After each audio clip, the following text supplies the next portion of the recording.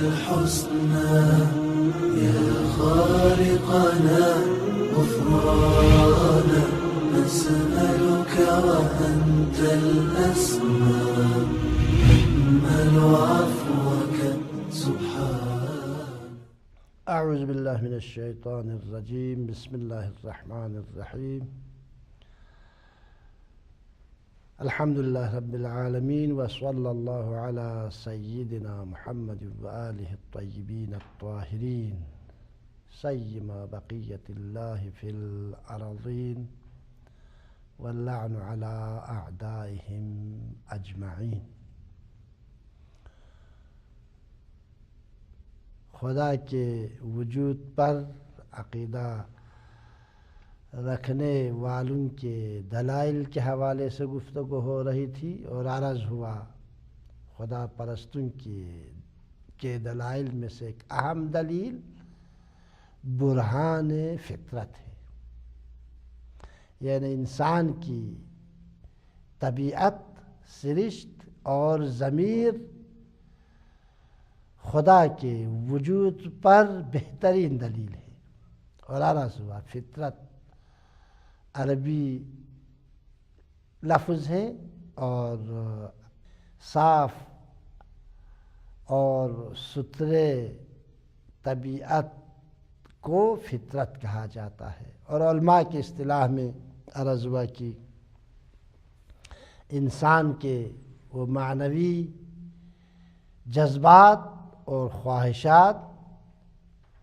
جو انسان کے اندر پوشیدہ ہے انہیں فطرت کہا جاتا ہے. انہی معنوی جذبات اور خواہشات میں سے ایک خدا پرستی کا جذبہ ہے، خدا شناسی کا جذبہ ہے، خدا کی عبودیت اور بندگی کا جذبہ ہے. لہذا خدا کے وجود پر ایک اہم دلیل، عقلی دلیل فطرت ہے. اور اس سلسلے میں لغت اور عقل کی روشنی میں فطرت کی مختصر وضاحت پچھلے درس میں ہم نے کرنے کی کوشش کی، اور اس سبق میں اور اس درس میں قرآن اور سنت کی روشنی میں ہم فطرت پر گفتگو کریں گے انشاءاللہ. جیسا کہ پچھلے درس میں ایک دو آیات کی تلاوت کا شرف حاصل کیا اور ایک دو آیات کا ترجمہ آپ ناظرین کی خدمت میں ہم نے پیش کرنے کی کوشش کی. اور عرض ہوا کہ انسان جب مصیبت میں گرفتار ہوتا ہے تو غیر اختیاری طور پر، لاشعوری طور پر اپنے خالق اور اپنے پیدا کرنے والے خدا کی طرف متوجہ ہوتا ہے اور اس سے مدد کی درخواست کرتا ہے. چنانچہ قرآن مجید میں بھی اس بات پر متعدد آیات میں تاکید ہوئی ہے کہ انسان اپنی فطرت میں غور کرے، اپنی ضمیر کی آواز کو سننے کی کوشش کرے، تو اس کے لیے خدا کے وجود پر دلیل خود اس کی اپنی فطرت اور ضمیر ہے. اور مشکلات میں انسان اسی فطرت کی آواز پر لبیک کہتے ہوئے خدا سے مدد کی درخواست کرتا ہے. چنانچہ قرآن مجید کی متعدد آیات میں ارشاد ہوا ہے وَإِذَا مَسَّ الْإِنسَانُ ضُرٌّ، جب انسان کو کوئی رنج، کوئی تکلیف اور کوئی مصیبت پہنچتی ہے تو دعا ربہ منیبا الیہ، تو پوری توجہ کے ساتھ، تہ دل سے پوری توجہ کے ساتھ اپنے خالق، اپنے پیدا کرنے والے اور اپنے پروردگار کو آواز دیتا ہے اور اس سے مدد کی درخواست کرتا ہے. لیکن بدبختی یہ ہے ثم اذا خولہ نعمتا، جب خدا اس کی مصیبت کو رحمت میں، نقمت کو نعمت میں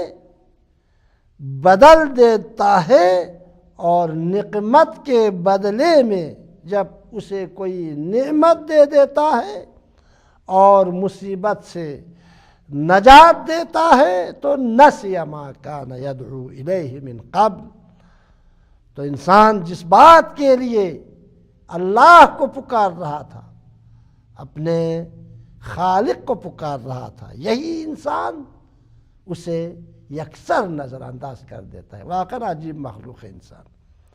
وَجَعَلَ لِلَّهِ اندادا، نہ صرف مشکل سے نکالنے والے خدا کو بلا دیتا ہے، بلکہ وَجَعَلَ لِلَّهِ اندادا، اور خدا کے مثل اور شریک قرار دیتا ہے دوسرے موجودات کو۔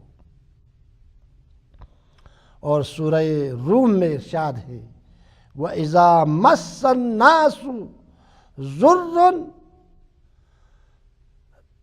پچھلی آیت میں وَإِذَا مَسَّ الْإِنسَانُ، اس آیت اور اس آیت میں فرق یہ ہے، وَإِذَا مَسَّ الْإِنسَانُ، جب انسان کو کوئی تکلیف پہنچتی ہے، پہلی آیت میں جو جملہ تھا وہ یہ تھا، اور اس آیت میں ارشاد ہو رہا ہے وَإِذَا مَسَّ النَّاسُ، وَإِذَا مَسَّ النَّاسَ ضُرٌّ، اور لوگوں کو جب بھی کوئی مصیبت چھو جاتی ہے اور کوئی تکلیف پہنچتی ہے انسانوں کو، لوگوں کو، تو دعوا ربہم منیبین الیہ، تو اپنی فطرت اور ضمیر کی آواز پر لبیک کہتے ہوئے وہ پروردگار کو پوری توجہ کے ساتھ پکارتے ہیں، مدد کے لیے مدد کی درخواست کرتا ہے پوری توجہ کے ساتھ مصیبت میں، مشکلات میں۔ لیکن ثم اذا اذاقہم رحمتا، پھر جب وہ اسے رحمت کا مزہ چکا دیتا ہے، عذاب سے نکال کر، مصیبت سے نکال کر، جب خدا ان لوگوں کو رحمت کا مزہ چکا دیتا ہے تو کیا کرتا ہے؟ اذن فریق منہم بربہم یشرکون، تو ان میں سے ایک گروہ شرک کرنے لگتا ہے، خدا کے ساتھ دوسروں کو بھی شریک قرار دیتا ہے۔ اور سورہ یونس میں فرماتے ہیں وَإِذَا مَسَّ الْإِنسَانَ الضُّرُّ، پہلی آیت سورہ روم کی 33ویں آیت تھی، پہلی آیت سورہ زمر کی 8ویں آیت تھی، دوسری آیت سورہ روم کی 33ویں آیت تھی، اور یہ سورہ یونس کی 12ویں آیت ہے، اس میں بھی ارشاد ہو رہا ہے وَإِذَا مَسَّ الْإِنسَانَ الضُّرُّ، جب انسان کو کوئی نقصان پہنچتا ہے، جب انسان کو کوئی مصیبت پہنچتی ہے، جب انسان کو کوئی رنج پہنچتا ہے تو دعانا لجنبہ او قاعدا او قائما، واقعاً قرآنی آیات میں دقت کریں تو واقعاً وہی کام جو ہم انجام دیتے ہیں اسی کو ایک ایک کر کے بیان فرما رہا ہے۔ وَإِذَا مَسَّ الْإِنسَانَ الضُّرُّ، جب انسان کو کوئی نقصان اور رنج پہنچتا ہے، جب اس پر کوئی مصیبت آتی ہے تو دعانا لجنبہ او قائدا او قائما، تو وہ اٹھتے بیٹھتے کروٹیں بدلتے ہم کو پکارتا ہے، یا اللہ مجھے نجات عطا کر، یا اللہ مجھے اس مصیبت اور گرفتاری سے نجات عطا فرما۔ کہ وہ فرماتے ہیں دعانا لجنبہ او قاعدا او قائما، اٹھتے بیٹھتے کروٹیں بدلتے ہم کو پکارتا ہے، یا اللہ کہہ کر مدد کے لیے ہم کو پکارتا ہے۔ لیکن فلما کشفنا عنہ ضرہ، اور جب ہم اس نقصان کو اس مصیبت کو، اس رنج کو اسے دور کر دیتے ہیں تو کیا کرتے ہیں انسان؟ مر کأن لم یدعنا الی ضر مسہ، تو یہ ناشکرا انسان یوں گزر جاتا ہے کأن لم یدعنا الی ضر مسہ، جیسے کبھی کسی مصیبت میں ہم کو پکارا ہی نہیں تھا، یعنی اس طرح سے خدا کو بلا دیتا ہے۔ واقعا انسان عجیب و غریب مزاج کی مخلوق ہے۔ جب کوئی مصیبت آتی ہے اور حالات سے عاجز آ جاتا ہے تو اپنی فطرت کی آواز پر لبیک کہتے ہوئے اس کے دفع ہونے کی دعا کرنے لگتا ہے، لیکن جب مصیبت دفع ہو جاتا ہے، جب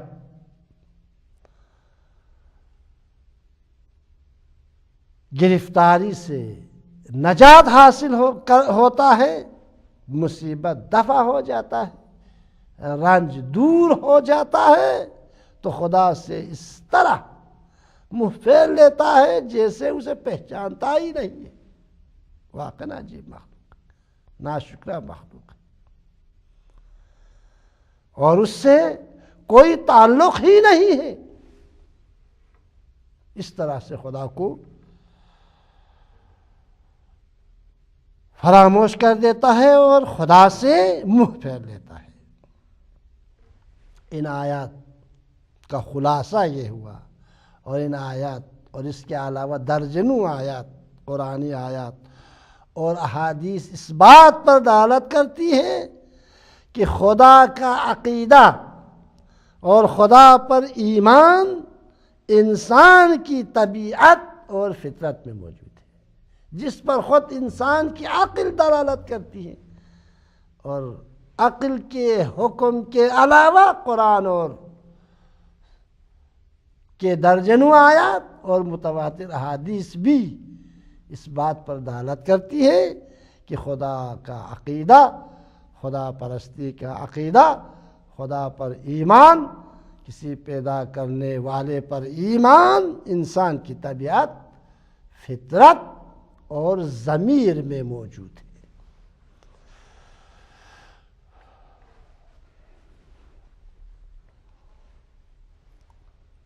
اسی لیے دین مبین اسلام جو دین فطرت ہے، اسی لیے اسلام کے تمام قوانین انسان کی طبیعت اور فطرت کے مطابق وضع ہوئے ہیں، اور اسلام کا کوئی قانون، کوئی حکم فطرت سلیم کے خلاف نہیں ہے۔ چنانچہ قرآن مجید میں ارشاد ہو رہا ہے فَأَقِمْ،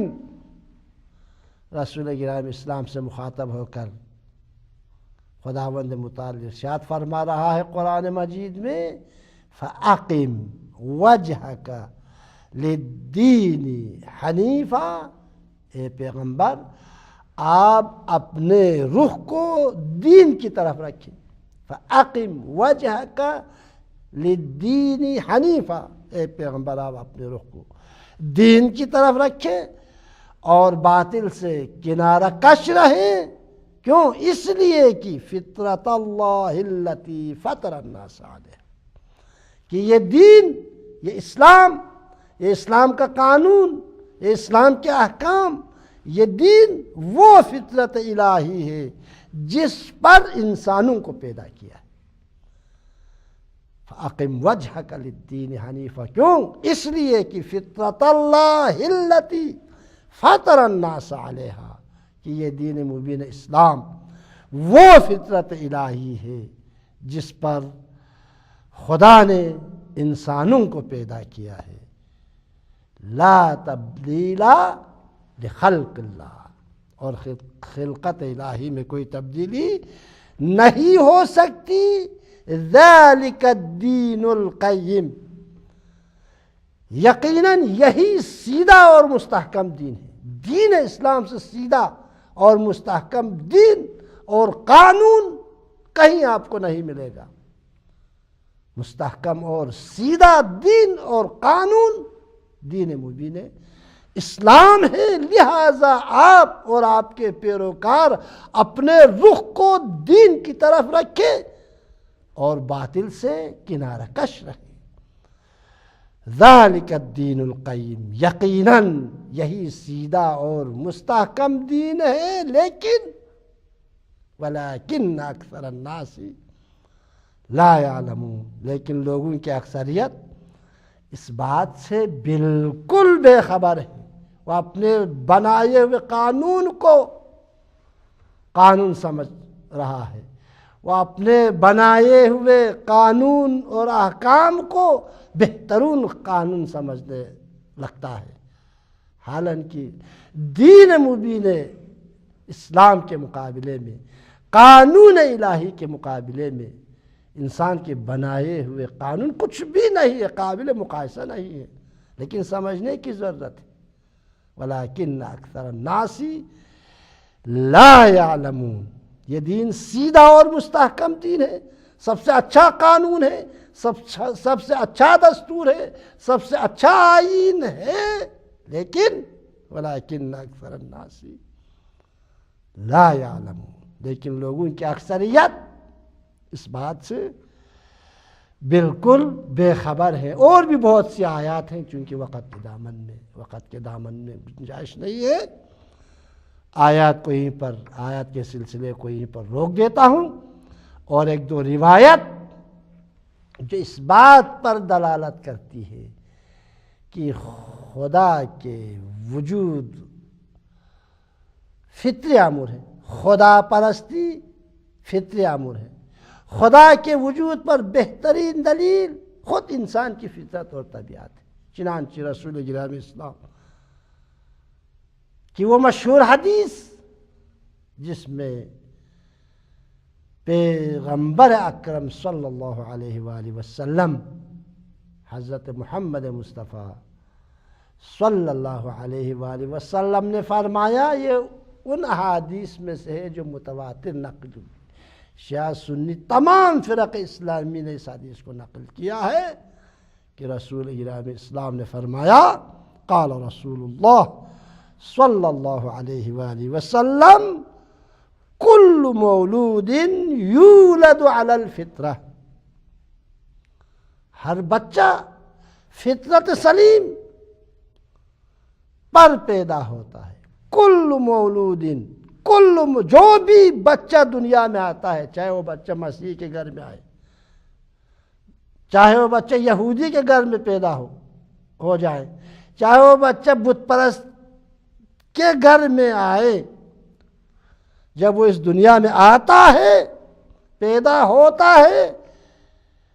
تو کل مولود یولد علی الفطرہ، ہر بچہ فطرت سلیم یعنی توحید اور اسلام پر پیدا ہوتا ہے، لیکن حتی یکون ابواہ یحودانہ او ینصرانہ، مگر یہ کہ اس کے ماں باپ اس کو یہودی یا عیسائی بنا دیتے ہیں، مگر اس کے ماں باپ اس کو یہودی یا مجوسی بنا دیتا ہے، مگر اس کے ماں باپ اس کو یہودی یا بت پرست بنا دیتا ہے، مگر اس کے ماں باپ اس کو عیسائی اور آتش پرست بنا دیتا ہے، مگر اس کے ماں باپ اس کو آتش پرست اور بت پرست بنا دیتا ہے۔ وَإِلَّا ہر بچہ جب دنیا میں ہر بچہ جہاں بھی دنیا میں کسی کے گھر میں بھی دنیا میں آئے، جب پیدا ہوتا ہے تو فطرت سلیم اور توحید پر اور دین مبین اسلام پر پیدا ہوتا ہے، لیکن حتی یکون ابواہ یحودانہ او ینصرانہ او یمجسانہ، مگر یہ کہ اس کے ماں باپ اس کو یہودی، عیسائی، مجوسی، بت پرست، حیوان پرست، انسان پرست، مادہ پرست پول پرست، مقام پرست، شہوت پرست اور جاہ و جلال پرست بنا دیتا ہے۔ وَإِلَّا سب فطرت خدا پر، فطرت توحید پر اس دنیا میں آتا ہے۔ اگر اس کے فطرت صاف ستھرا رہے تو وہ مومن بن جاتا ہے، لیکن اس کے ماں باپ کی تربیت کی وجہ سے، معاشرے کے آداب و رسوم کی وجہ سے اور ماں باپ کے عقائد اور افکار کی وجہ سے فطرت سلیم سے جو وہ ہٹ جاتا ہے، انحراف کا شکار ہو جاتا ہے، یہودی بن جاتا ہے، نصرانی بن جاتا ہے، مجوسی بن جاتا ہے، مشرک بن جاتا ہے، بت پرست بن جاتا ہے، آفتاب پرست بن جاتا ہے، ماہتاب پرست بن جاتا ہے، انسان پرست بن جاتا ہے اور پول پرست بن جاتا ہے، درہم و دینار کے غلام بن جاتا ہے، خواہشات نفسانی کا غلام بن جاتا ہے۔ یہ تربیت کا اثر ہے۔ لہذا وہ شعر جو عموماً ہمارے معاشرے اور محافل میں جو مشہور ہوئے ہیں، یہ خاکی اپنی فطرت میں نہ نوری ہے نہ ناری ہے، غلط ہے، اسلام کو سمجھا نہیں تھا اس شاعر نے، بالکل غلط بات ہے۔ انسان جب پیدا ہوتا ہے تو نوری پیدا ہوتا ہے، یہ شعر کا یہ بن یا آخری بن غلط ہے۔ یہ فطرت اپنی، یہ انسان اپنی فطرت میں نہ نوری ہے نہ ناری ہے، بالکل غلط ہے، 100% اسلام کے تعلیمات کے خلاف ہے۔ انسان جب پیدا ہوتا ہے تو نوری پیدا ہوتا ہے، لیکن یہ معاشرہ ہے جو انسان کو ناری بنا دیتا ہے، یہ ماں باپ ہے جو انسان کو نوری، انسان کو ناری بنا دیتا ہے، یہ اس کے استاد ہے جو نوری انسان کو ناری بنا دیتا ہے، یہ اس کے دوست و احباب ہیں جو نوری انسان کو ناری بنا دیتا ہے۔ وَإِلَّا فطرت توحید پر، نور پر پیدا ہوتا ہے، نوری پیدا ہوتا ہے انسان۔ کل مولود یولد علی الفطرہ، یہ صادق مصدق کا قول ہے۔ وما ينطق عن الهوى ان هو الا وحی یوحیٰ کا قول ہے۔ یہ خالق کا کلام ہے جو صادق مصدق کے ذریعے ہم تک پہنچایا ہے، اس میں غلطی ہو ہی نہیں سکتی، یہ بات غلط ہو ہی نہیں سکتی۔ لہٰذا انسان، ہر بچہ فطرت سلیم پر، توحید پر پیدا ہوتا ہے، حتی یکون ابواہ یحودانہ او ینصرانہ او یمجسانہ۔ زرارہ امام جعفر صادق علیہ السلام، ایک اور حدیث سنتے جائے، زرارہ حضرت امام جعفر صادق علیہ السلام سے نقل کرتے ہیں، سألت ابا عبداللہ علیہ السلام عن قول اللہ عز وجل فطرت اللہ التي فطر الناس علیہا۔ میں نے حضرت امام جعفر صادق علیہ السلام سے خدا کے اس قول کے بارے میں کہ فرمایا فطرت اللہ التي فطر الناس علیہا کے بارے میں جب میں نے پوچھا صادق آل محمد سے، تو قال، حضرت امام جعفر صادق علیہ السلام نے فرمایا فطرہم جمیعا علی التوحید، خدا نے تمام انسانوں کو، تمام لوگوں کو، تمام بشر کو، جس پر انسان صدق آتا ہو، تمام انسانوں کو فطرت توحید پر پیدا کیا۔ اس آیت کا معنی یہ ہے، لیکن حتی یکون ابواہ یحودانہ او ینصرانہ او یمجسانہ۔ اور حضرت امام علی ابن موسیٰ رضا علیہ السلام نے اپنے والد بزرگوار سے، انہوں نے اپنے جد امجد حضرت امام محمد باقر علیہ السلام کا حوالہ دے کر نقل کیا ہے کہ باقر العلوم نے اس آیے مجیدہ کے بارے میں، خدا کی اس قول کے بارے میں کہ قرآن مجید میں ارشاد ہوا فطرت اللہ التي فطر الناس علیہا کے بارے میں جب سوال ہوا، تو باقر العلوم نے فرمایا فطرت اللہ التي فطر الناس علیہا سے مراد ہوا لا الہ الا اللہ محمد رسول اللہ علی امیر المؤمنین الی ہاہنا التوحید. فرمایا لا کلمہ شہادتن اور علی امیر المؤمنین ہے، یہاں تک توحید ہے. یعنی خدا کی وحدانیت کے اقرار میں رسالت محمدی اور ولایت امیر المؤمنین کا اقرار بھی شامل ہے. توحید کا حدود یہ ہیں، صحیح السند حدیث ہے، معتبر حدیث میں سے. فرمایا امام رضا علیہ السلام نے توحید کا حدود اور محدودہ مشخص کیا. لا الہ الا اللہ محمد رسول اللہ علی امیر المؤمنین واولاد المعصومین حجج اللہ الہ ہنا التوحید. اس مجموعے کا نام توحید ہے، اور خداوند متعال نے انسان کو توحید کے ساتھ پیدا کیا ہے. انسان کی لا الہ الا اللہ کہنا خدا کی محبت، خدا کی بندگی، رسول کی محبت، رسول کی پیروی، علی کی محبت، علی کی پیروی، اولاد علی کی محبت اور اولاد علی کی پیروی انسان کی فطرت اور سرشت میں ہے. لیکن یہ توحید کا حدود یہ ہے.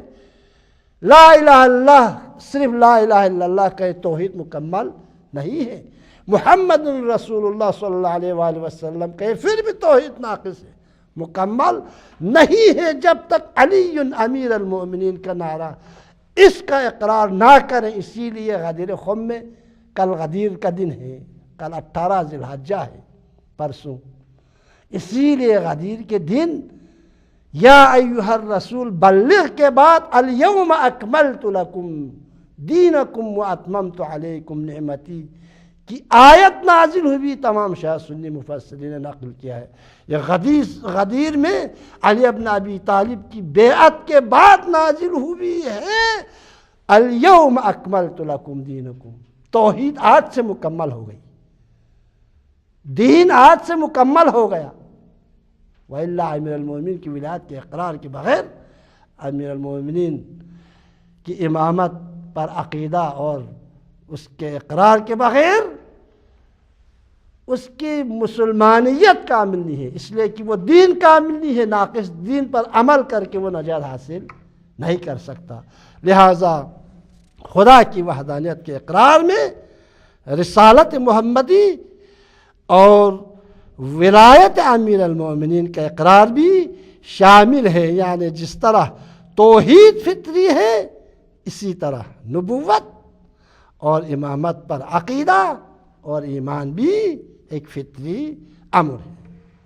خدا شناسی اور خدا پر اعتقاد رکھنا ناظرین محترم کوئی ایسی چیز نہیں ہے جو فکر بشر کے لیے علم، فلسفہ اور استدلال سے گڑھ لی گئی ہو. نہیں، بلکہ یہ فکر انسان کی ابتدائے حیات ہی سے اس کے ساتھ ہے. اس لیے کہ انسان کی فطرت میں موجود ہے، انسان کی طبیعت میں موجود ہے، انسان کی سرشت میں موجود ہے. اور طول تاریخ میں اسی جذبہ توحید نے انسان کے دل و دماغ کے لیے اطمینان فراہم کیا ہے. اور عقیدہ توحید انسان کے دل و دماغ کے لیے اطمینان بخش رہی ہے. ایسا موجود پاتا ہے جس کا انحصار دوسرے موجود پر ہے. ہمیشہ وہ اپنے آپ کو کسی اور کا محتاج سمجھتا ہے. لیکن ہوتا کیا ہے، زندگی کے اسباب، مادیات، دنیا کے زرق و برق، شہوات نفسانی اور لذتوں میں مشغول ہونے کی بنا پر اس ذات سے غافل ہو جاتا ہے. اور جس وقت وہ ہر لحاظ سے بے چارہ ہو جاتا ہے اور اس کی چارہ سازی کی راہیں بند ہو جاتی ہے، مشکلات میں جب گر جائے چارہ سازی کی راہیں بند ہو جاتی ہے اور ہر طاقت اسے نجات دینے سے ناکام ہو جاتی ہیں تو اس کا ضمیر، اس کی فطرت، اس کی طبیعت بیدار ہوتا ہے اور بے ساختہ غنی بذات سے مدد اور کمک طلب کرتا ہے کہ جس پر وہ فطری طور پر منحصر ہے۔ یہ انسان کی فطرت میں ہے۔ دین مبین اسلام جیسا کہ عرض ہوا، اسلام دین فطرت ہے، توحید فطری ہے، خدا پرستی فطری ہے، رسالت کی پیروی فطری ہے، امامت کا اقرار اور امامت کا عقیدہ انسان کی فطرت اور طبیعت میں موجود ہے۔ دین کی پیروی اور دیندار بننا انسان کی فطرت کی آواز ہے۔ اور جو عرض ہوا کہ فطرت سے مراد یہ ہے کہ فطرت وہ صاف اور سادہ طبیعت، سرشت، جذبہ، خواہش اور ضمیر کا نام ہے جس میں کسی طرح کی سیاست، مصلحت، رسم و رواج، معاشرت، آداب و رسوم، مفروضات اور مزعومات کی آمیزش نہ ہو، اسے فطرت کہا جاتا ہے۔ انسان ایسی فطرت اور ضمیر کا ادراک کرے، واقعاً اگر انسان ایسی فطرت، صاف ستھرا، ہر قسم کی آلودگیوں سے پاک فطرت اور ضمیر کا اگر انسان ادراک کر لے تو نہ صرف خدا، نہ صرف نبی، نہ صرف خدا کے جانشین خلیفہ امام، نہ صرف خالق کا وجود اور اس کے اوصاف فطرت کے مطابق نظر آئیں گے، بلکہ اسے تمام قوانین مذہب اور اسلامی قانون اور تمام احکام اسلامی بھی فطرت کے مطابق نظر آئیں گے کہ اسلام کا کوئی قانون، اسلام کا کوئی حکم، اسلام کا کوئی دستور فطرت سلیم کے خلاف نہیں ہے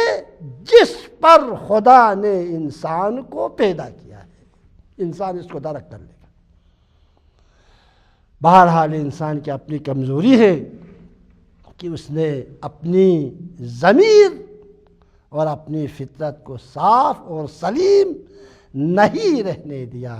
اور اسی لیے بہت سے انسانوں کو، بلکہ بہت سے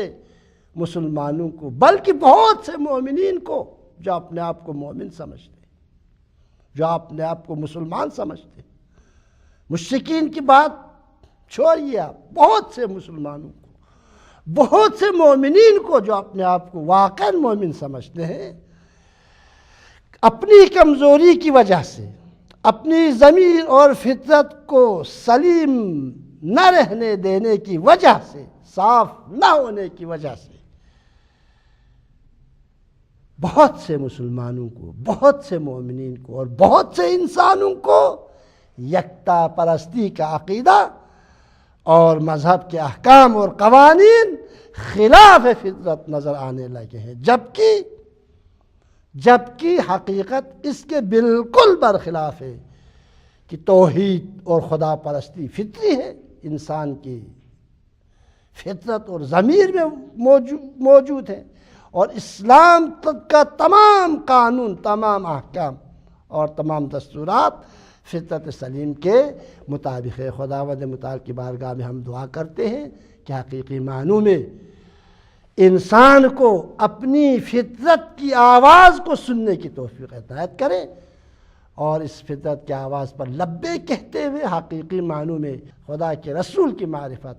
اور اس کے جانشینوں کی معرفت، ائمہ علیہم السلام کی معرفت حاصل کرتے ہوئے ان کے فرامین اور احکام الہی اور قوانین الہی اور اسلامی قانون اور احکام پر عمل پیرا ہونے کی توفیق عنایت کریں۔ والسلام علیکم ورحمۃ اللہ وبرکاتہ۔